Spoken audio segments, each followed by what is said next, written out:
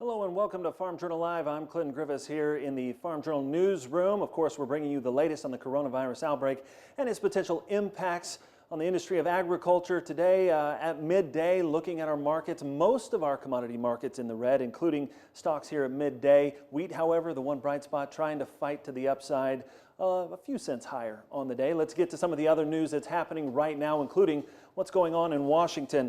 The U.S. House debating that $2.2 trillion Mr. Speaker, I'm very proud to have minutes to the we continue Republican to leader fight this of the House coronavirus. administration. Democratic and Republican leaders, we're hoping to pass the measure by voice vote to accommodate members scattered around the country.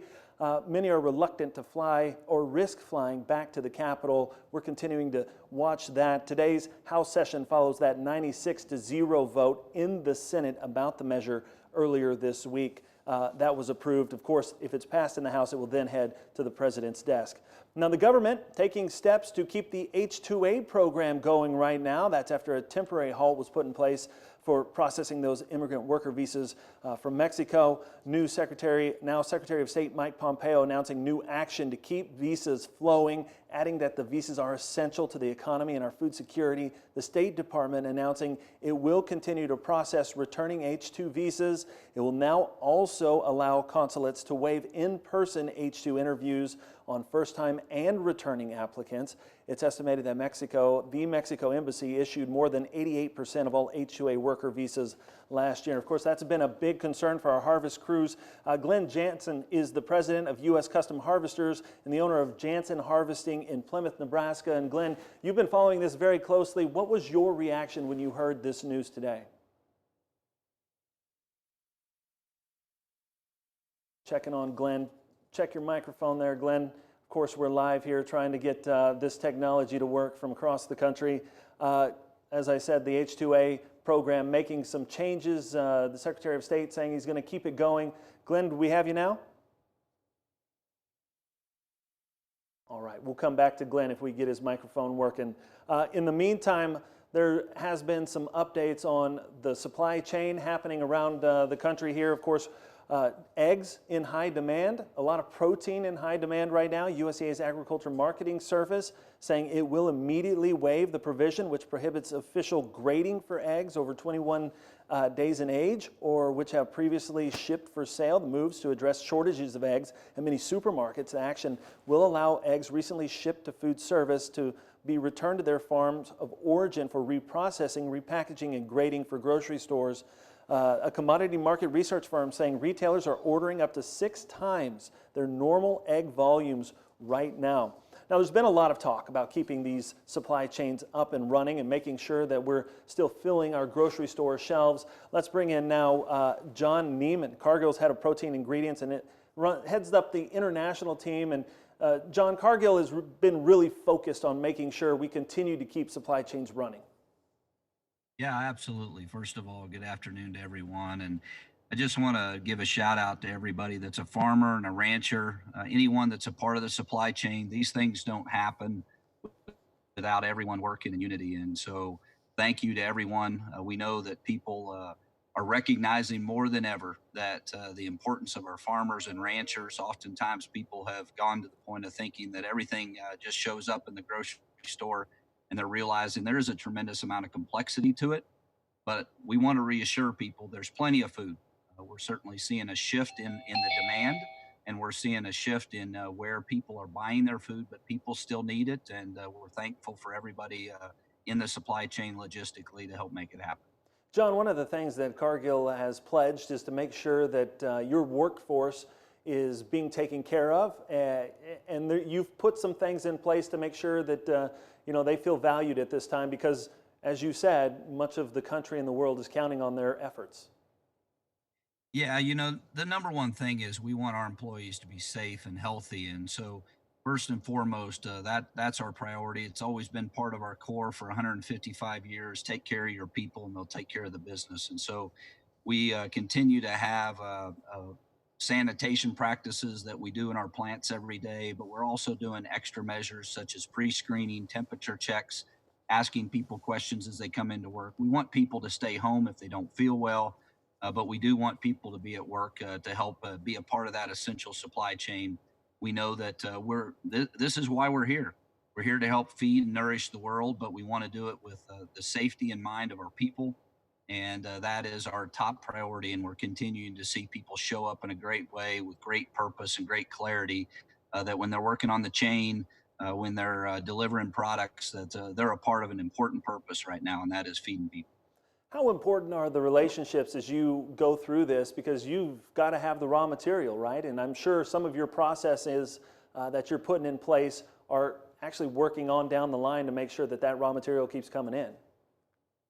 Absolutely. I think it reinforces why we're in the market on a daily basis. We want to be active in purchasing cattle, for example, with our producers and ranchers and feedlots. We think that's an important part of basic market economics.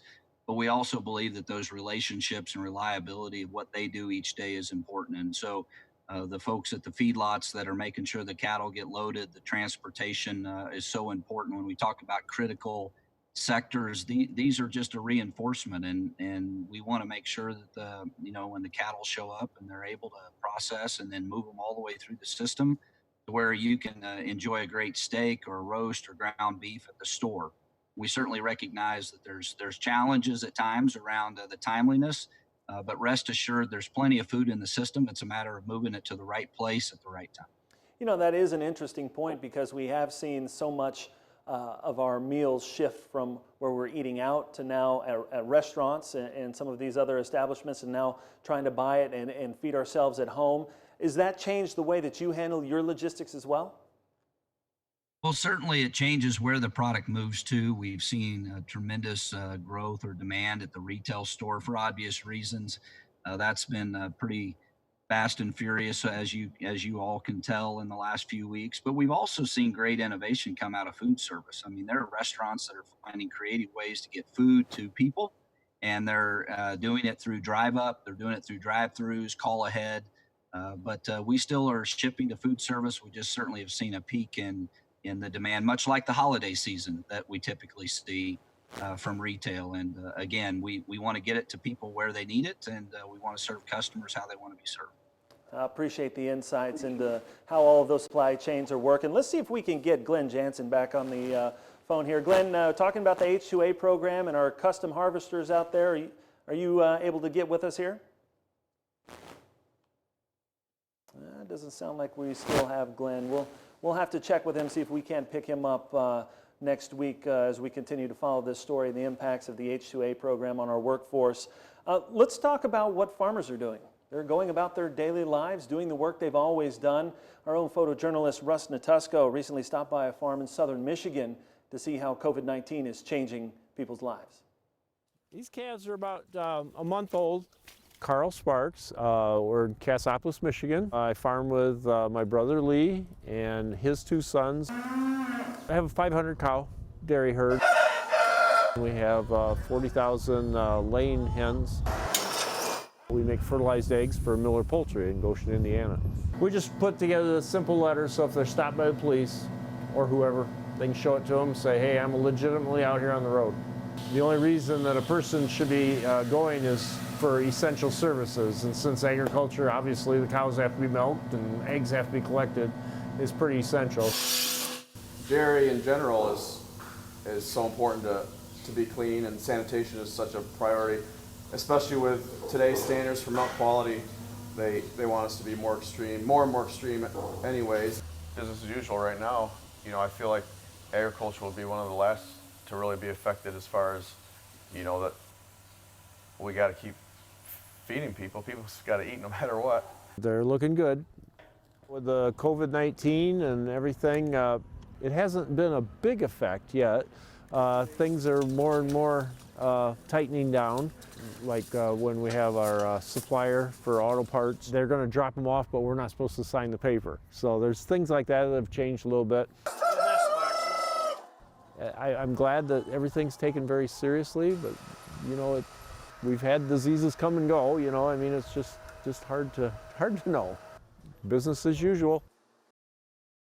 Well, thanks to Russ and that great family for sharing their story.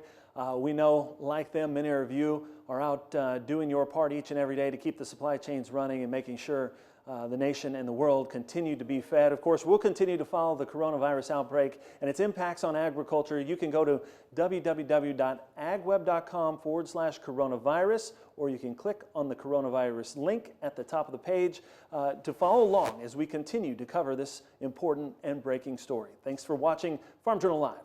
We'll be back again next week.